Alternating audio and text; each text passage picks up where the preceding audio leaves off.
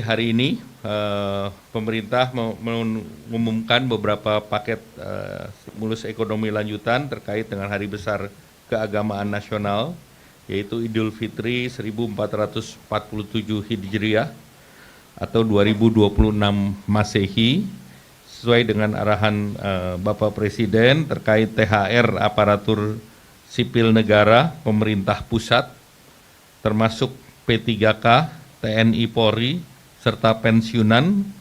Pemerintah telah menyiapkan anggaran sebesar 55 triliun rupiah, dibandingkan tahun lalu ini meningkat, tahun lalu 49 triliun, naik 10%. THR ASN tahun 2026 yang akan disalurkan kepada 2,4 juta ASN pusat TNI Polri dengan total 22,2 triliun. Kemudian 4,3 juta ASN daerah, total 20,2 triliun. Kemudian 3,8 juta pensiunan, totalnya 12,7 triliun.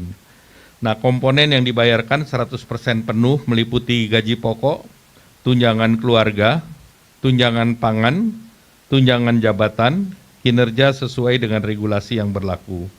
Pemberian THR merupakan hal yang berbeda dengan pemberian gaji yang ke-13. Jadi saya garis bawahi bahwa THR ini tidak sama dengan gaji ke-13.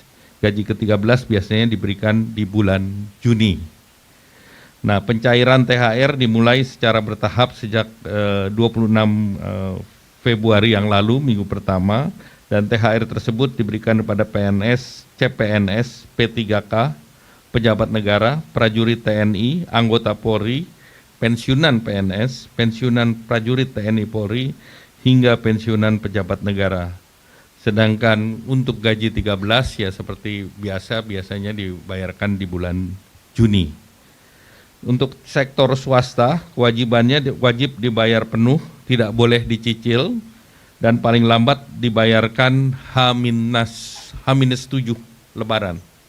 Jadi THR diberikan kepada pekerja dengan masa kerja minimal 1 tahun, dan kemudian juga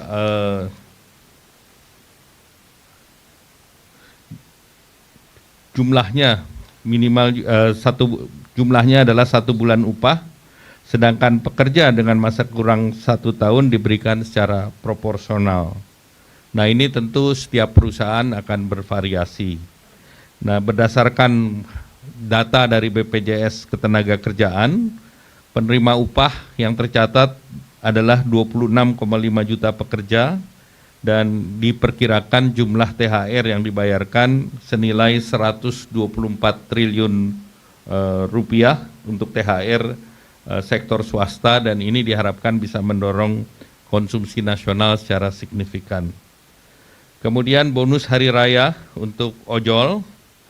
Ini bonus hari raya ini telah dilakukan dengan komunikasi intensif dengan para aplikator, dan alhamdulillah komitmen kuat dari para aplikator juga diwakili dengan yang hadir pada pagi hari ini. Jumlah yang diberikan ini BHR tahun 2025 bisa mencakup kepada sekitar 850.000 mitra penerima atau pengemudi dengan nilai total 220 miliar, dan ini 2 kali dari tahun lalu. Tahun lalu itu sekitar 110 miliar dari masing-masing aplikator seperti Goto dan Grab. Tahun lalu menyediakan 50 miliar masing-masing. Tahun ini 100 sampai 110 miliar, meningkat 2 kali, dan penerimanya juga menerima masing-masing 400.000. Maxim juga memberikan kepada 51.000 mitra sebagai penerima BHR. Tahun lalu 1.000 mitra, jadi Maxim meningkatnya juga besar, 51.000. Kemudian InDrive juga memberikan sekitar 500-an. Nah, kami mendorong penyaluran dilakukan lebih awal, H-14 atau paling lambat H-7 sebelum Idul Fitri. Terkait dengan perlindungan jaminan sosial bagi pengemudi, hingga saat ini mitra pengemudi mengikuti jaminan kecelakaan kerja JKK dan jaminan kematian atau JKM BPJS Ketenagakerjaan. Nah, selanjutnya kita telah juga memberikan bantuan untuk diskon transportasi khusus menjelang Lebaran, nilai rupiahnya 911,16 miliar, baik dari APBN maupun non APBN, dan bantuan yang diberikan pemerintah pada saat menjelang Lebaran nanti dalam bantuan pangan itu nilainya 14,9 triliun berupa 10 kg beras dan 2 liter minyak goreng untuk 35,04 keluarga.